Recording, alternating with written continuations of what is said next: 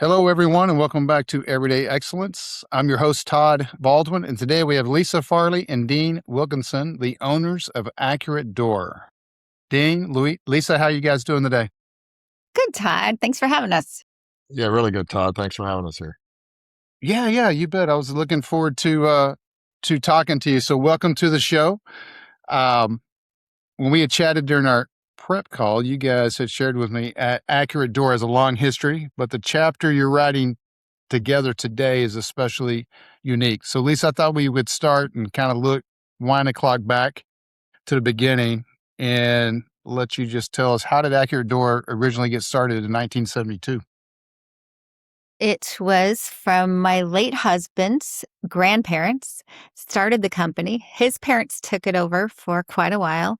He then took it over in 2008.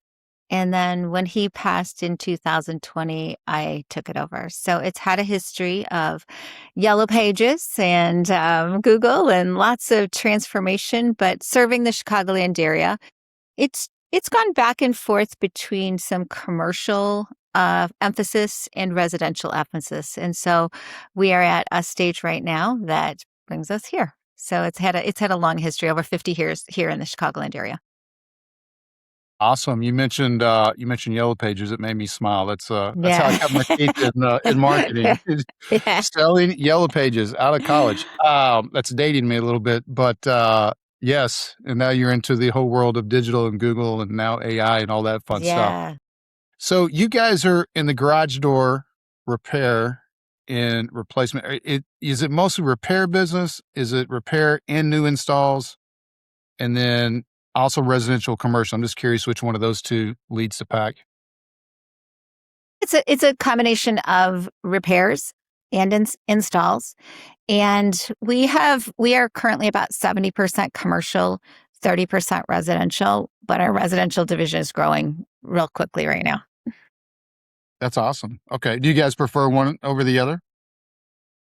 Dean, I'll let you speak to that one. What do you prefer? No, there's no preference, right? There are different customer journeys, different interactions. So there's pros and cons to both of them, right? So the residential are more high touch. You have to talk to them, quite often about little concerns and walk them through it. Where the commercial clients are low touch, they usually just call up and say, door so-and-so is broke, get over here and fix it. Right. So that's the kind of thing. That's the difference. I guess it's interesting, a little bit different between each type of service there or commercial versus residential. Lisa, just kind of still touching back on those early years, you'd mentioned after your husband passed away and you're faced with this major personal loss, right? And then also this responsibility as a business owner. I'm just curious what helped you continue moving forward during that season.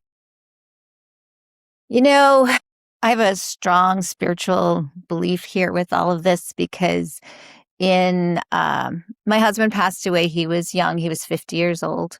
52. He had a heart attack at 50. A couple years before he actually passed, he ended up dying of cancer, but he reached out to Dean during that time. Dean was coaching, and they somehow in that conversation decided, hey, why don't we coach Lisa? She seems to be leading. She seems to be kind of doing a lot in the operations right now. And I think we all kind of knew Ernie was not doing his best. And so Dean comes in around 2019, I think it was, help me out, help me get the company in a good direction. Ernie got sick in 2020. And if you remember what was going on in 2020, it was tough. It was COVID. He was sick. I was home with him. He couldn't really move. The cancer had gotten his spine. He was in a lot of pain, had a hard time walking. Healthcare at that time, trying to get somebody to come to your house was difficult. And if you took him into the hospital, you may not have seen him again. So I was working from home, trying to lead a team. So it was complicated. But I think I've learned since then, through adversity comes great strength. But because Dean and I had been coaching, Dean really helped walk me through this. He guided me through that, stayed in touch with who I was, what the team needed, how to go through this with strength and courage. And so when I got back into the office and got working again, he actually was RVing at the time. He was a full-time RVer while he was coaching. And he said, Lisa, it's hot down here in Arizona. Let me come up and help you out. And I don't think he expected to stay this long, but he did help us out, and it's turned around. So I'm not sure I totally answer your question, but that is where the big transition happened, where I really stepped in with Dean, and we ended up partnering and taking this over and heading it in a different direction.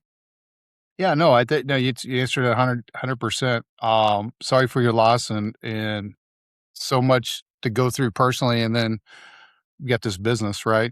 Now Yeah. we got to got employees, got people counting on you, so you got to jump Yeah. in there too. It had to be a really, really challenging time.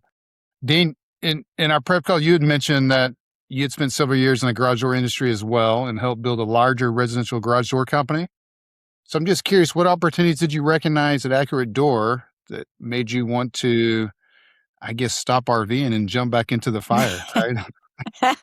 The fire, that's a great way to say Well, that's what business. it. That's what we Yeah. are, right? We maintain all these fires Yeah. with our Yeah, businesses. for Yeah. sure. So there was, I've been coaching Lisa going on 2 years, when her late husband passed, Ernie.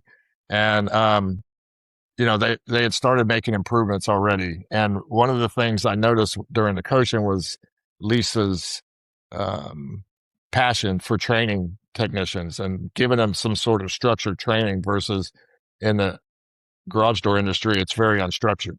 So, and she had worked hard at putting together material and that kind of thing to, bring those techs along.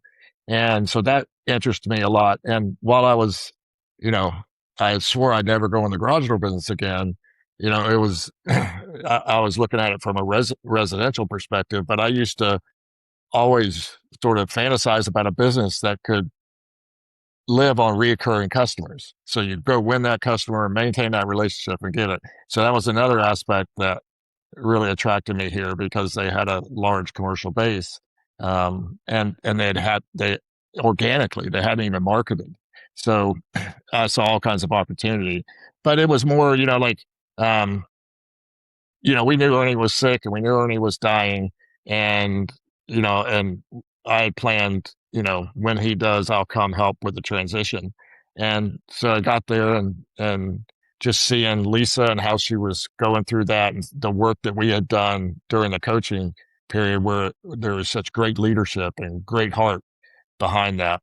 And before I left, she offered me, to partner with her. And I thought, well, shoot, you know, let's give it a shot. And then we ended up becoming life partners. And then I was, I'm here now, so there was that attraction too. Sure. Yeah.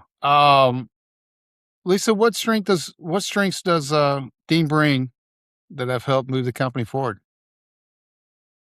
He's an incredible visionary. He saw long before these PE firms came into this, they're circling and they're buying companies. He saw that all happening. He sees the future. He sees what's going on. He pays attention to it.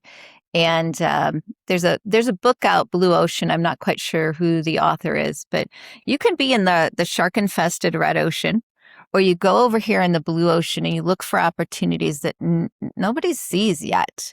He looks at other industries, sees what they're doing. What are they doing well?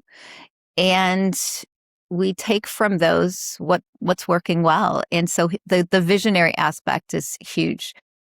His coaching, he really works with people from the inside out. And what I mean by that, like, as a leader, you've got to be able to be honest with yourself. And I wasn't. I didn't know it. I wasn't trying not to be. But you got to be honest with yourself. Who am I? What am I doing? How am I impacting others? And I call it the truth wall. Like, every time you do it, you feel like you're walking into a wall. It's like, bam. But he makes you face the truth. Because if you can't lead people. The energy you bring, the attitude you bring, and he stays real positive no matter what. There's just no excuses. There's no excuse the economy is slow. There's no excuse prices are too high. There's no excuse.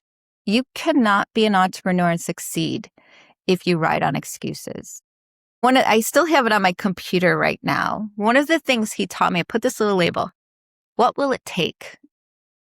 No, what if, or what will it take to get to what we want to do, to get what we want, to get to the next level?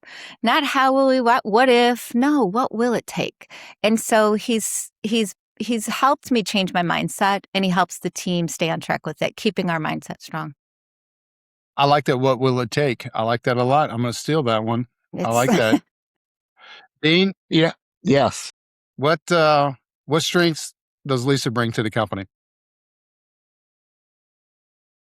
Heart, passion, willingness to grow, and the willingness to do what it takes, right? To do what it takes to make herself a better leader. I mean, it was every time during the coaching, it would be, you coach some people and it's just a session after session, same old problems. But with Lisa, it would be, once it identified, she went into a deep dive into it and would make steps to correct it. So, that resilience that she has is incredible. And she's also a great visionary in a different way than I am, but she's, latched onto that because she has those visionary tendencies. And, she's a great marketer. She understands what people need to feel and hear from our marketing. And, so now she brings all kinds of strengths to it. Right. So, one of the things, when we're talking about leadership and what makes a successful leader or worker or anyone is this coherence between the heart, mind, and spirit. And when that means alignment. And when you're aligned to how you work, how the world works, how business works, how marketing works, how sales works, whatever the idea is, then you will also design your business to work and keep it aligned and keep it, whole. So that's what I've seen come out of her. That's awesome. That's I think you guys I can see the partnership there, right? And the mutual respect and for each other, what each other brings to the tables. I'm curious, kind of last question on this topic, but so many people say they can never work with their spouse or life partner. So I'm curious, how do you two separate business conversations from personal life? Or do those worlds just naturally blend together? I don't think there's a separation. I think people try to separate work, and it's one life. We happen to be working together in it. Who I am at home and who I am at work, if I have to switch that gets messy. And so for me, it's one life. I just choose to live a lot. I love work. I always have loved work. I love the challenges in it. I don't know that we try to separate it. Yeah, I'd agree. The whole idea of work-life balance has gotten a little twisted. Sure. And if you're following life and you're following what's going on, there's times when you're playing, times when you're working, times when you're doing nothing. And we just let each other do that. And we have the connection that we can see when each other needs space and we give it. We're not jealous about that. We just do what needs doing and do what we want to do type of deal.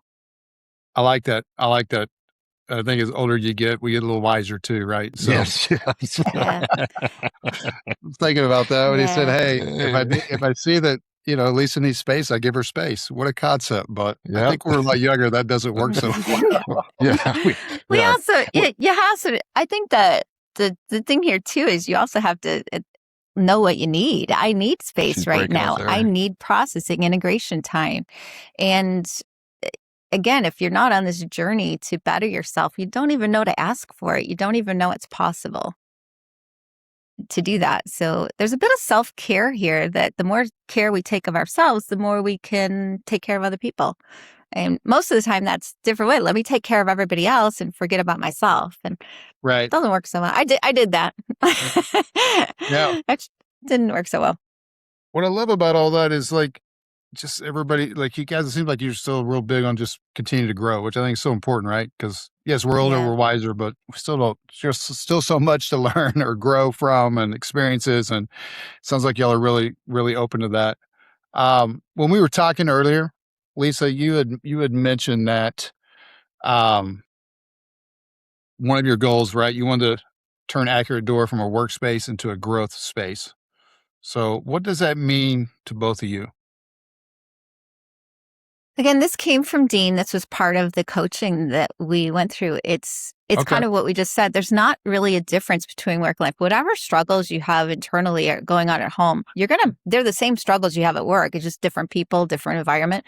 So, to make the workplace a growth space, it's allowing for that. It's purposefully allowing people to grow, to discover who they are, to connect, to be in relationship with each other, and to allow some failures, some hiccups with grace and compassion. It also means being able to be candid and tell each other the truth of what we're seeing, because our blind spots, I mean, we all like to say, hey, we're doing great, but we have blind spots. And for other people around us to be able to give us that information, that feedback so that we can grow, that's part of what makes a workplace a growth space, is being open to that feedback. The beauty in it is when we grow at work, that comes home. And we're in the trades. We have a lot of men working for us, and their priority is their family. And the better dad, the better brother, the better son they can be, I think that's a lot of what drives them.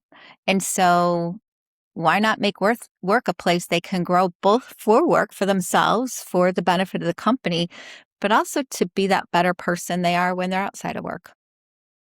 And that came from, being in the trades. I grew up, with tradesmen as my uncles and my father. My businesses were all in the trades, and until I got in the garage door business, of course, that's a trade. And I noticed as a leader and as I'd run these businesses that people would come on and be real excited for 3, 6, 9 months, whatever that case may be. But the next thing you know, there would be a dip in performance, a dip in dependability. And as I would talk to these guys, it would always be some kind of emotional, family trauma, kid trauma, some kind of dysregulation inside of there. And I didn't have the tools to do that. The only tool I had was what other leaders were saying was, write them up and tell them they're going to lose their job, type of thing.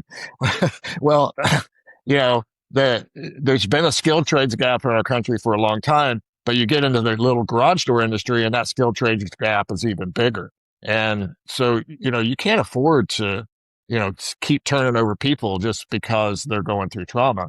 And so in the last business I had before this one that I sold in 2015, what I realized on the road as I was, coaching and I was, sort of going through the history of this and what I wanted to talk about and write about, it was that, if your people grow, the business will grow.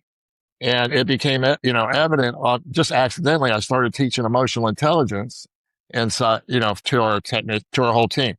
Right. And what I saw from that and from the ongoing awareness of that is people grew, and so did revenue, so did profit.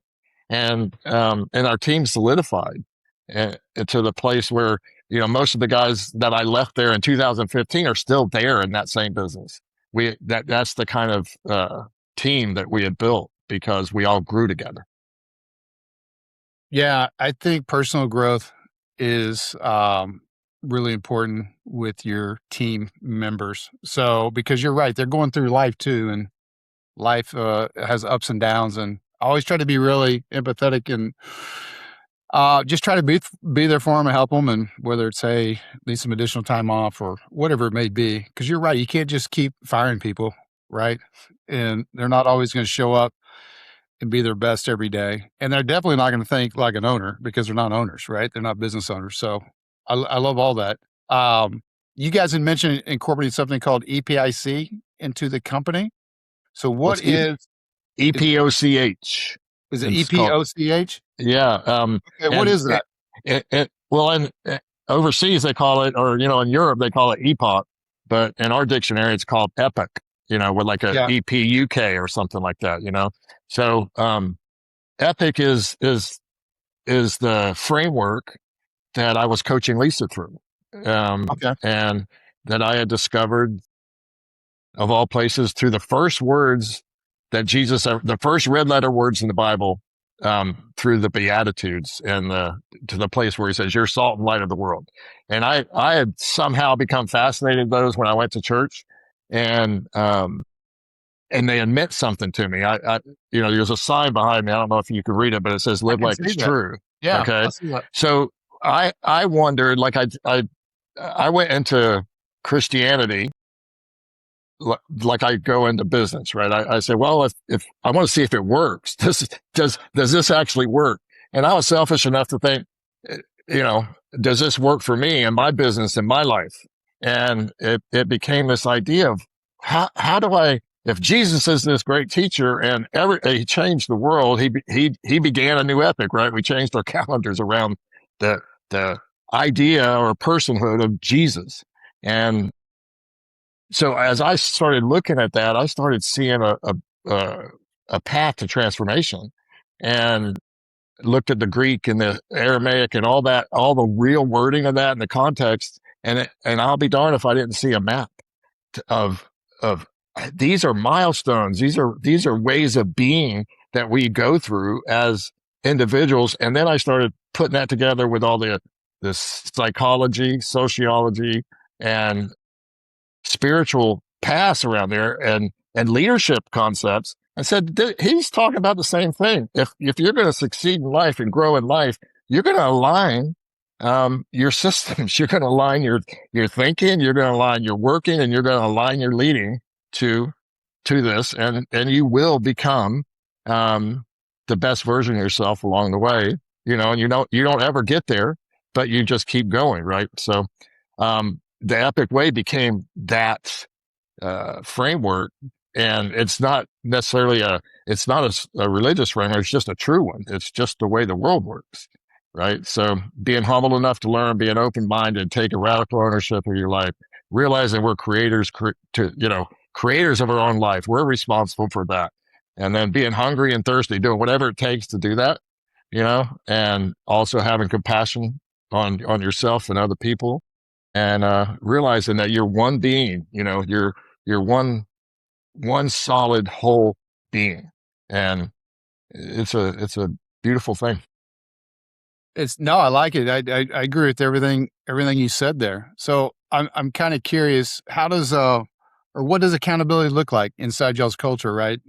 That also values grace and personal development.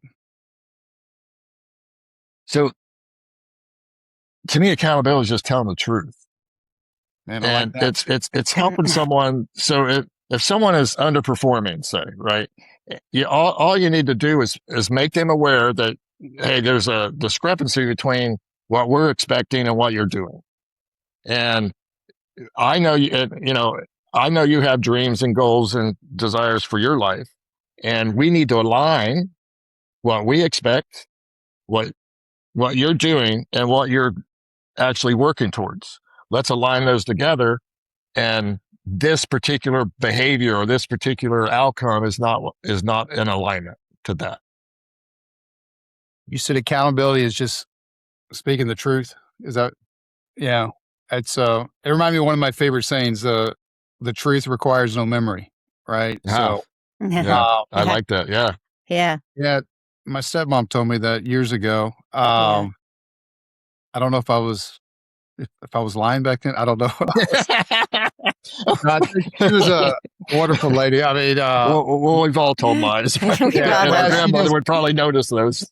Yeah, she's not. Her and my dad are no longer married, but she was like a second mom to me. But that always just resonated with me, and I've said that and shared that with so many people, and people have always seemed to love that saying. But it's so true, right? Just speak the truth, and you don't got to remember what you said or what you told someone. And so, anyway, great thing to try to live by and honor. It takes courage though, right? As a leader to hold your people accountable to do that. Because what people don't realize is how uncomfortable it is for the leader to initiate those discussions when you need to hold somebody accountable. You've probably done it, and it's not something you go look forward to. It's something like, man, how can I, have compassion, align all these things, and let them know that, yes, I don't approve of this, but I approve of them as a person, right? I want them here. But it takes courage to do that, because you're sitting there going into conflict in the hopes of making peace. Yeah, no, it's I can see why you guys are connected and able to grow the business. I just love all the principles, right, and thought behind it and so forth. You guys both said you're really big visionaries, right? And so we operate under EOS, Entrepreneurial Organization System. Who's your integrator? So, because visionaries can get out of control, right? It's like, let's go do this, let's go do that. If you have an integrator that's making sure, hey, wait, let's get this done first, or this established first. So, who's your integrator? Yeah, it's interesting. There's a story there to where we are today. You want to tell it, Lisa? Well, I'm not sure what story you're going to tell, so I'll let you tell that one. But I think that one of the things, Todd, that I was kind of took the role as that integrator and found out I don't think I'm very good at it. So that to me, that integrator and Accurate needed to do a lot of operations, and that's probably not my thing. So his daughter is now doing it. Alyssa's doing it, and she's very, very good at that. And I think one of the big things is being honest with yourself. I mean, it's easy to tell the truth, but being honest with yourself and getting out of the way, like really understanding what's needed and then getting out of the way. So I acted as that integrator, but I don't think that I did a great job with that. And I finally got out of the way and let somebody who knew how to do it. Yeah, we chose her because she was more of an integrator than me. And, there was no one else. And when you look at her and how she has checklists and can look at a project and look 5 steps ahead, you would think that's, or we mistakenly thought that's integrator material. And what we came to realize, we took a working genius assessment. I don't know if you've heard of that one, but No. It's Patrick Lencioni's working genius. It's pretty awesome. And it identified Lisa as a wonder and ideation person. And as soon as that those words came in, it was like a light bulb went on. Oh, this is why we've had so much trouble using, getting her to integrate this stuff. Not from lack of trying, for sure, but for just that's not her gifting. And once we moved that out of there, and my daughter had worked with me at my last business, and so she knows a little bit more. But she's also a great integrator, great galvanizer. Mm-hmm. She can galvanize a team around an idea and around a vision. And once we realize that separation, now we've got an integrator in there. Great job recognizing that, hey, I'm not the right integrator for the organization, and getting out of that role, finding someone who is, and then getting into something that you really like doing or that's, passionate about. I think that's something that a lot of business owners struggle with, or with their organizations. Just getting that leadership team in place, and when you're everybody in the right seat. Yeah, when you're a small company, though, you do everything, right? Yeah, 100%. You do everything. And so you become this generalist. And what I started to realize, I can do everything, but I'm not great at anything. It was like, wait a minute here. So as the company, as we grow, that's something I think that's important to understand. The ego takes a hit here. I mean, it feels really good to do everything. It feels really good to be important and be needed. And this is where you really have to, am I listening to my ego here, or am I listening to the truth and what's really needed? So getting out of the way and really understanding who's the next hire, what comes next is super important. Hindsight's so clear, but man, when you're in it, it just doesn't always seem clear. And that's why you need coaches, you need people around you to help you out with these things. Well, yeah, I couldn't agree more. Let's talk a little bit about growth opportunities in the future of Accurate Door, because I know you guys have a strong commercial foundation. And what makes the residential garage door service an important opportunity for you guys at where you're at today with the company? Who do you want to answer that? Well, I'll go ahead and start. I came the company when my husband had was mostly commercial. Commercial's a different animal. There's a higher technical skill required for it. It's repeat customers. It's the same customer, 100 doors, 10 doors, it doesn't matter, but they're constantly calling back. So the work there, it was heavy technical, very heavy on the technical aspect. And I love it. I love the challenges of it. The residential, though, it's new customers all the time, and it's their home, it's their door. It's not necessarily a facility manager. So it's a whole different ballgame. It's not as much technical skill required, but a lot of communication skills, a lot of connection skills, a lot of compassion. Sure. People, when they call, especially in today's world, I just talked to a lady on the phone right now. I don't know who to call. I don't know what to do. She's not in our area, but they don't even trust the internet anymore to go find somebody. So, Wow. yeah, she was lost. She didn't quite know what to do. So being able to help those individuals, I love that part of it too. Dean, what do you want to add to that? Well, the question, as I remember, is where is the growth opportunities and why in residential? Yeah. I think bringing a new kind of customer experience to the customer is an opportunity. Everybody claims to wow the customer, yet the customers aren't loyal to anyone. So what's going on there? And this was one of my thinking times when I was RV, and I said, well, we need to go beyond wow and into awe, right? Like how could we awe a customer, right? And we don't use that word because it feels a little weird. We're going to awe you. But we do have a thing called create a remarkable experience, CARE, CARE. And that's also aligned with our wording for our values. And so the idea behind that is customers want something more. They're letting you into their home. This is often the most valuable asset they have. And not to mention, a door is the entry to that home and their family, right? So there's some of that there. And Lisa brought this in. She said, with Amazon, you always know what's next. There's never a guess.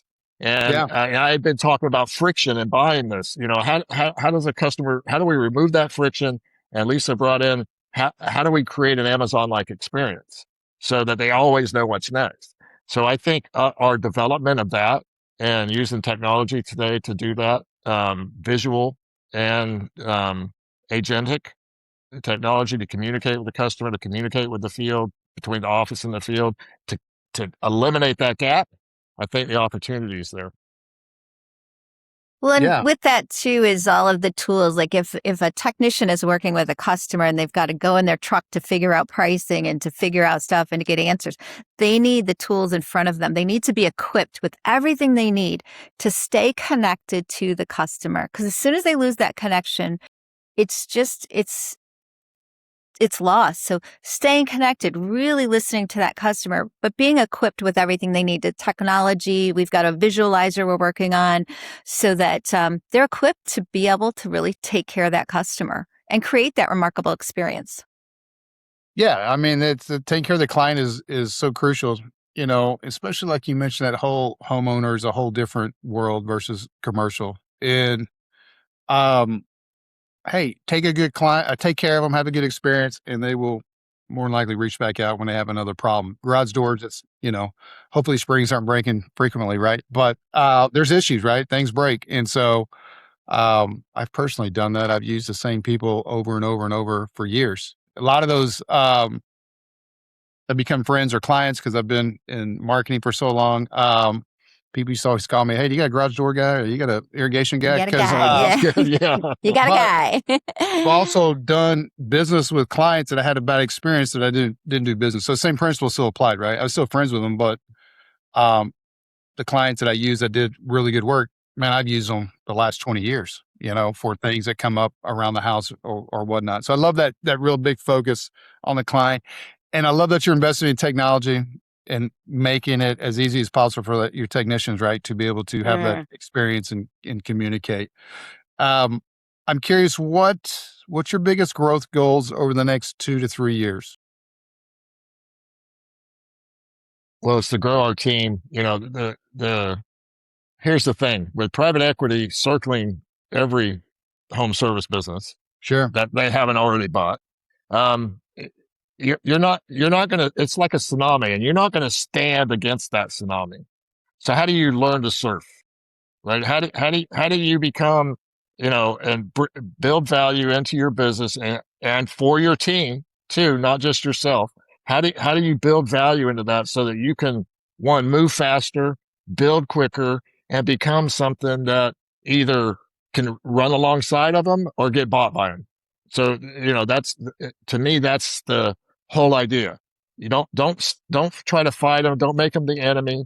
Just know that all that money circling around, if you can build a good business with good systems, good processes, good teams, and a vision, you can grow and it could be rewarding for everybody on the team.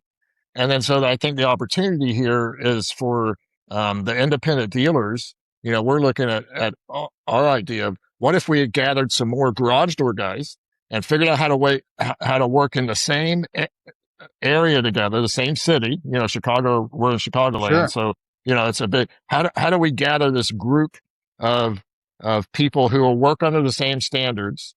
Because I came from the franchising world. That big garage door business, has over 100 franchises right now. And all it was just a group of people across the country that were operating under the same vision, just the same vision. We didn't have the standards in place when we started. We had to develop those along the way, the systems and processes and that customer experience. And so the same idea applies here, but how do you do it outside of that franchise where I don't really love the franchise model, even though, I helped build one. It's very restrictive and very limiting in how much that the franchise actually gives. But what if you had an alliance of home service guys, for instance, and you brought them together under these standards and figured out a way for marketing, to share buying power. And that's the ideas. Now I think that opportunity is there. I don't see anyone else doing it yet. And so the business model isn't completely built, but it's being built in our ideation and vision right now. Yeah. The visionary's coming out. But no, yeah, it just doesn't stop. How do we pull all our resources together? Yeah. With a bigger footprint, more attractive to PE. But I think the challenge is getting multiple business owners all aligned in some sort of way, right? Because well, you align their interest, right? You align the interest of them and their family and their team to yours, and now you've got a working, you've got something everybody can align with and some standards to go with. And hey, you never know. Instead of looking at them as competitors and enemies and that kind of thing, what would happen if you got a good, it's not every single truck in a truck guy that you're going to get. You're going to get some people who are aligned with your vision. Sure. No, I think there's plenty of us out there. No, I agree. I love talking shop to other marketing agencies. I mean, we're a digital marketing agency, right? So I love talking shop, and I don't fear that I'm going to give away any secrets or any this or that, because there's so many businesses. We can't handle them all. They can't handle them all. I mean, there's more business out there that need marketing that we could ever handle. So kind of segues right into my next topic, which is marketing lead generation. Do you guys use an agency currently, or do y'all do it in-house? I know you mentioned Lisa is really good, has a special eye for messaging and marketing. What are you currently doing now? And what channels are you using that's bringing in good quality leads? Well, we do have a marketing agency. And I believe in agencies. I believe that, hey, doing all the internal work that you need to do to stay up to date and how it's changing every single day.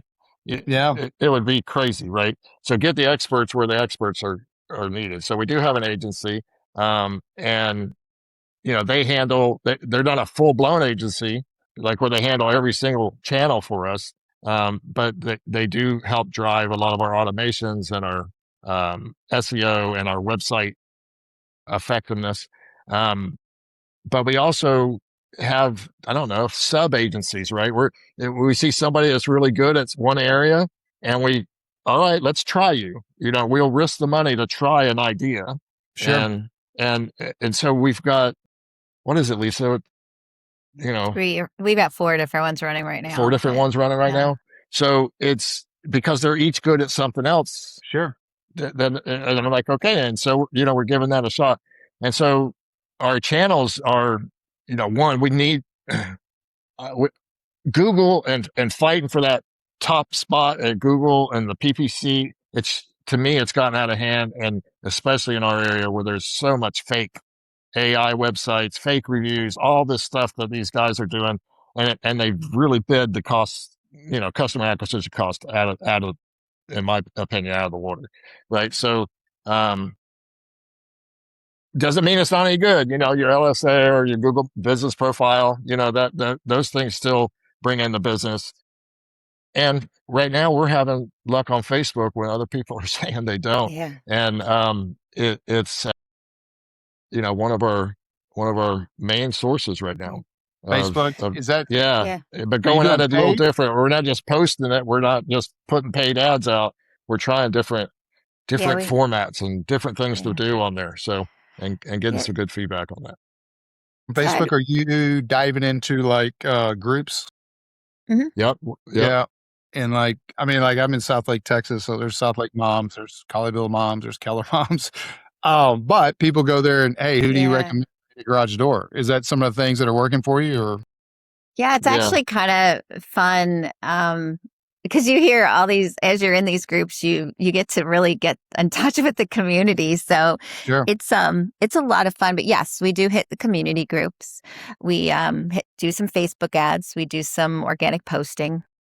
So paid ads, organic posting, and then the Facebook group. Mm-hmm. Are you guys, so on the Google PPC, are you no longer running ads right now? None. But I'm not even trying to right now. Are you doing local service ads? No ads, no Google ads. So no ads at all. Okay. No, I think this is one of the things that, it's the Google stuff for garage door businesses is really crazy. I won't even dive into it now, but with the intensity of it, we were paying $400, $800 a lead.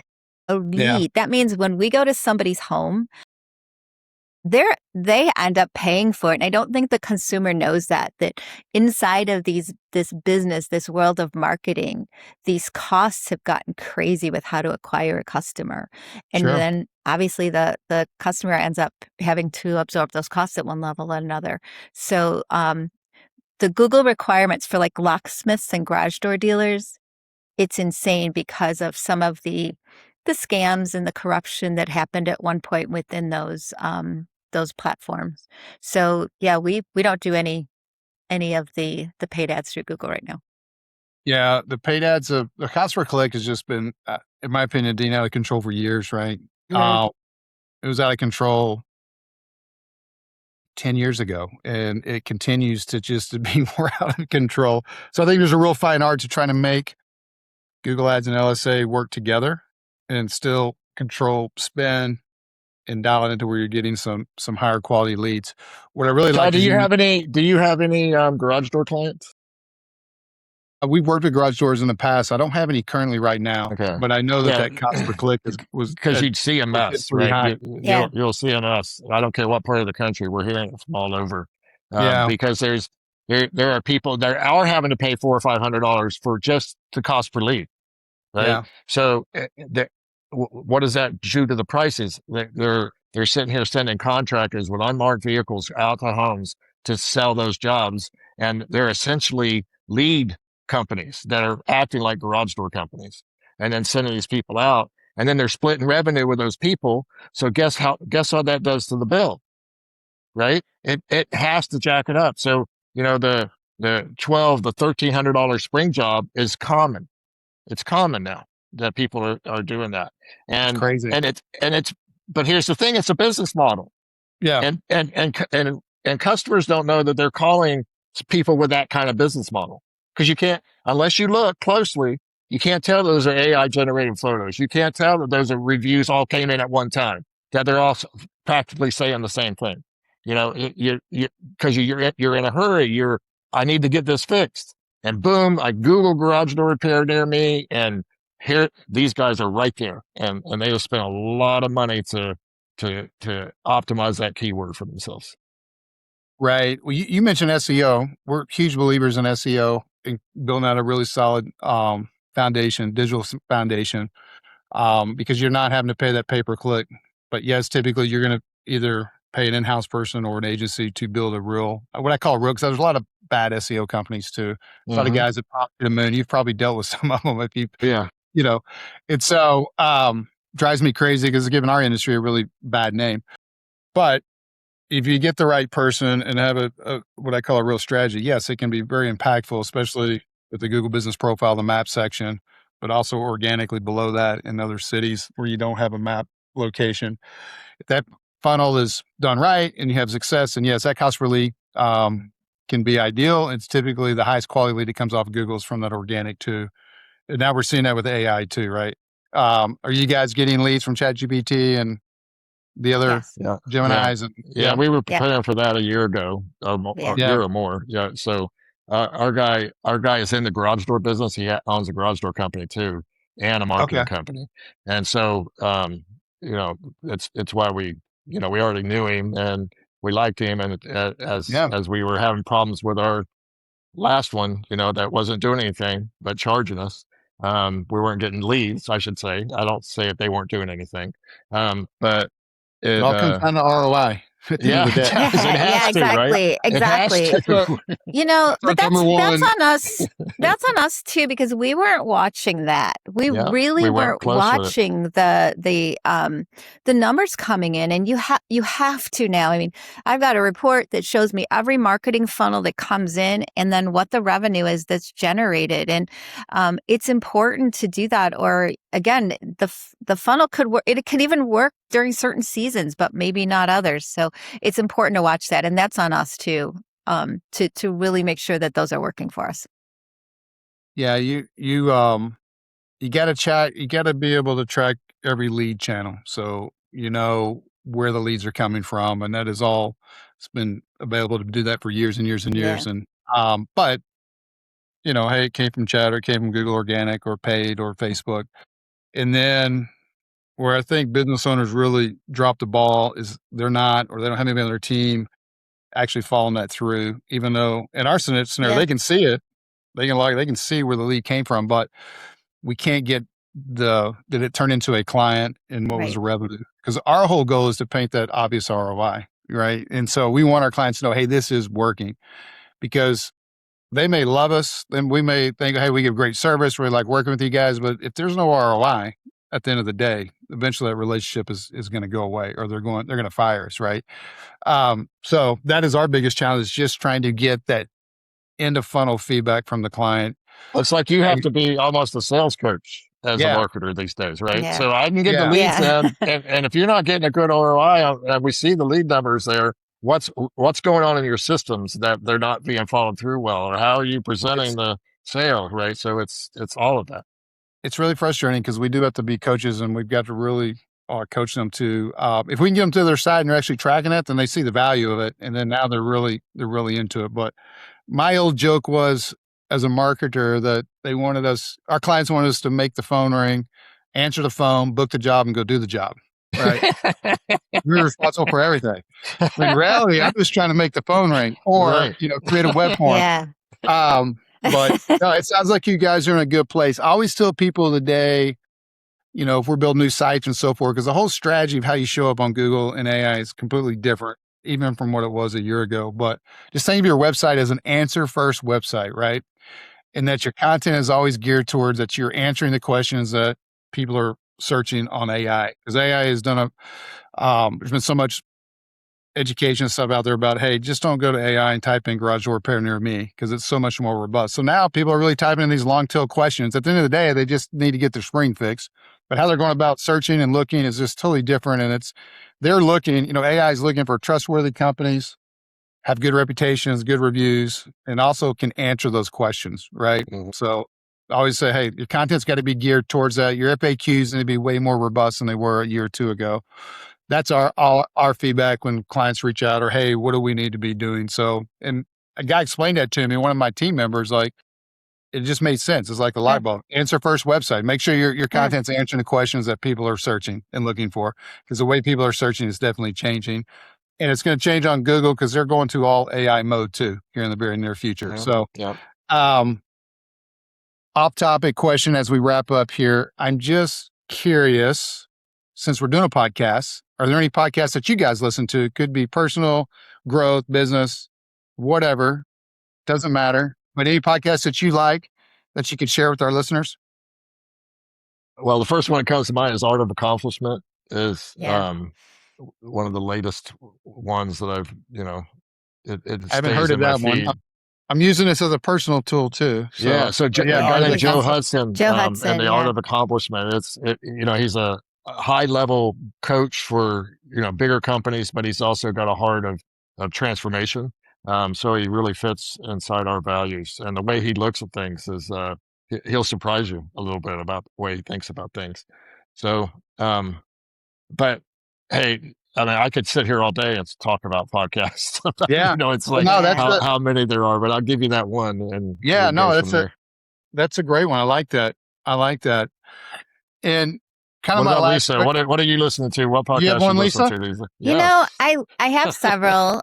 I like Mel Robbins. I like Lewis Holmes. I like The Working Genius. And then there's some, what's his name? Craig Groeschel. I like some of his leadership. So a mix. Those are probably ones I go to most often. Yeah, there's some spiritual leadership guys, that are Christian. One of the weird things about Christianity, right? I left church and I missed the community of that. It's, that kind of thing. But what I realized that I got in my last church was not, it gave me space to open up and ask these questions, with the pastor. But what we did there was we became leaders. We did all kinds of leadership training. Sure. And, I was on the board and the small group director and all that kind of thing. And I realized that I got that leadership training and got hooked up with these guys who are great leaders. They build something out of nothing. And sometimes these organizations are huge. And so it's like they got a lot to say about leadership, and we sometimes push them off because they're under Christianity or something. Yeah. That's unfortunate in my opinion, but we could dive into that topic, but we're going to pass on that one. But I love the whole focus around leadership and just really becoming better people, better person, and growth, personal growth. And I do believe 100% if your team is growing personally, then they're just going to be a better employee. They're going to be a better team member and give better service. I just think everything improves with that personal growth mindset. It's been so great visiting with you guys, Lisa and Dean. I could talk to you guys all day. It's very doing all these podcasts has been a fun journey. I think I'm somewhere between 40 and 50 now, but it's really inspiring just to hear people's stories and talk to other entrepreneurs. A lot of times it makes me think I need to get going, man. I'm slacking. I need to pick up my game. No, you're right where you need to be, Todd. Right where you need to be. Well, hey, I like that too, right? You are where you are. Don't overthink it, right? So now we have a lot of things to be thankful for, but it is cool just to hear how much people have shared on these episodes. So congrats on all your success. I see really big thanks for you guys in the future. I'd love to keep in contact with you too. And just check in and see how the journey is going. Okay. So thanks so much for being on the show. I appreciate it, guys. Thank you for having us. Thank you, Todd. And good luck to you. Okay. Yes. Thank you so much.